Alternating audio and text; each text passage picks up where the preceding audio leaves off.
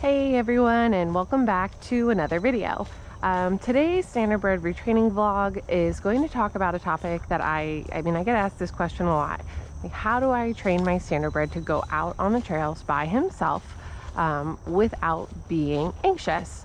And I feel fairly well qualified to speak on this, even though the horse that I'm riding for this demonstration, Alfredo, is not really an anxious type and has never really been an anxious type on the trail. But I take a lot of green horses and I retrain them, and one of my favorite things to do is trail ride. So I start a lot of green horses on the trails, and one of the horses I first started riding was a super anxious little mare. She could get really nervous out on the trails, and she was a great trail horse most of the time. She was really brave, but especially if she didn't get a lot of repetitions, she would get a little bit spooky, she would get a little bit anxious. And so I learned a lot of tips and tricks for keeping a horse calm on the trails, and then I'm hoping to share some of them with you.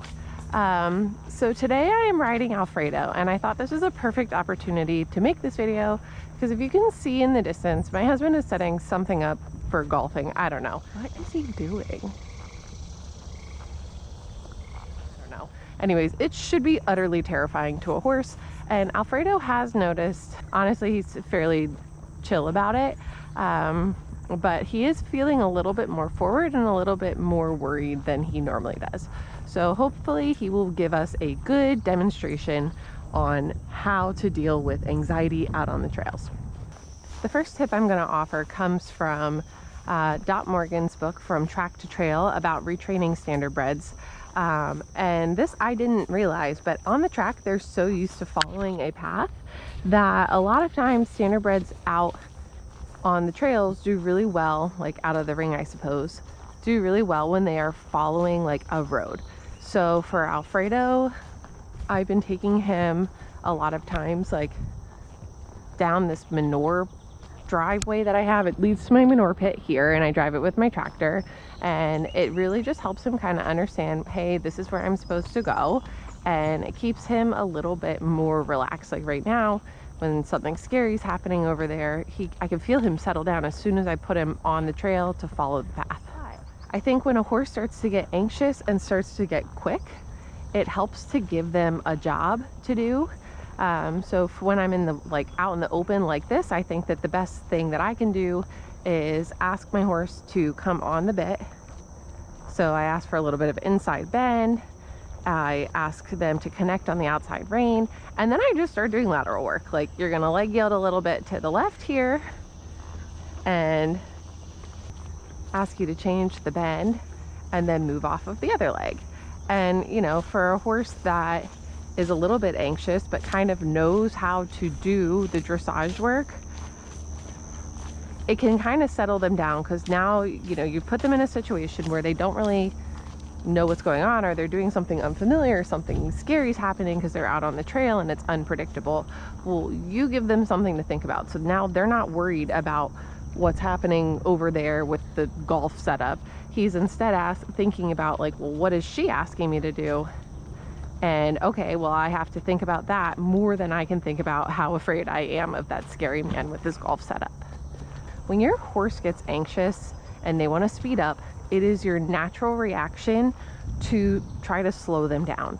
But if you think about, maybe the way you are, if you get nervous or if you get afraid, at least speaking for myself, I don't like to sit down when I'm anxious. Like, I like to get up, I like to walk around, I want to fidget with things. And horses are kind of the same way. So if you find your horse is speeding up and you're like, we're out on a trail ride with our friends, I want you to stop so that you settle down, your horse is probably not going to settle down at the walk. They might start getting really pent up in their anxiety, and then you might even start seeing some explosive behavior from a horse that has a lot of pent up energy and no way to get it out. So to avoid that explosive energy, you'd be a lot better giving the horse something productive to do to move forward. Like I was saying before, a lot of times for me, that looks like lateral work when we don't have, like, when we're not in the trees or not following a path.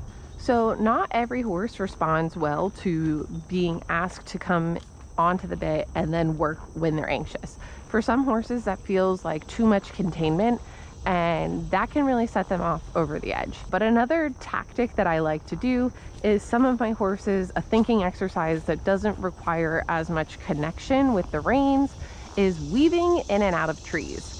If you don't have access to trees, this one might not work well for you, but I just find a couple of trees along my path and I will go to the inside of the trees or to the outside of the trees, doing maybe a little circle here and there, something to really make them stop and slow down and think about where we're going. You, as the rider, have to pay attention to make sure that you're not steering yourself into any branches and getting whacked off or off of the horse. But if you pay attention, it can be a really good activity. It can help your horse practice the bend and give them something to do that doesn't feel nearly as connected, I guess, in the mouth as maybe doing like the dressage work would. A lot of this is really just going to depend on the individual preference of your horse. A couple of other tips. It really helps your horse if you, the rider, are relaxed. And, you know, like any person, if you're riding an anxious horse, you probably are aware that horses are dangerous. Falling off a horse is dangerous. Riding a spooking horse is scary. And so your heart rate might go up and you might feel a little bit anxious yourself. One of the ways that I find to get my own anxiety under control is talking to my horse and making sure that I'm never doing anything outside of my own comfort zone. There's nothing wrong with, say I'm riding a horse and I feel that I am losing him and he's about to lose his mind. I can dismount and lead the horse until I feel safe again if I need to. I also talk to my horses a lot. It reminds me to breathe. Hearing their voices, or hearing my voice, is very familiar to them and seems to help them feel a little bit more comfortable.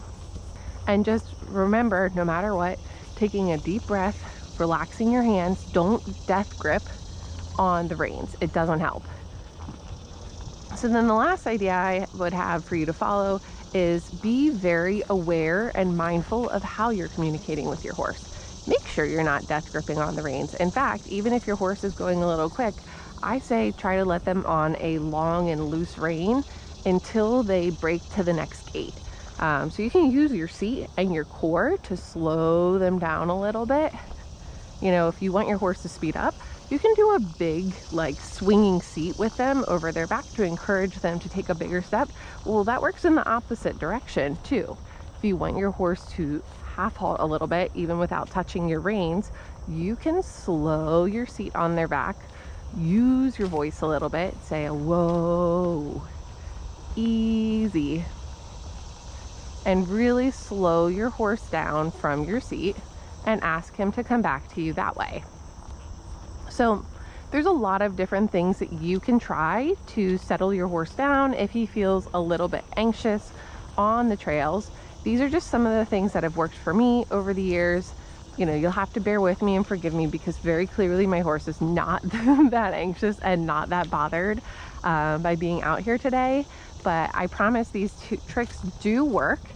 But anyways, I hope this video helps you. If you have any questions about more tips that I have about how to deal with an anxious horse outside of the arena, leave me a comment because I have so many different tips and tricks that I've used over the years. These are just some of my favorites. So thanks for watching. If you like this video, be sure to give it a thumbs up and consider subscribing for more content. Thank you.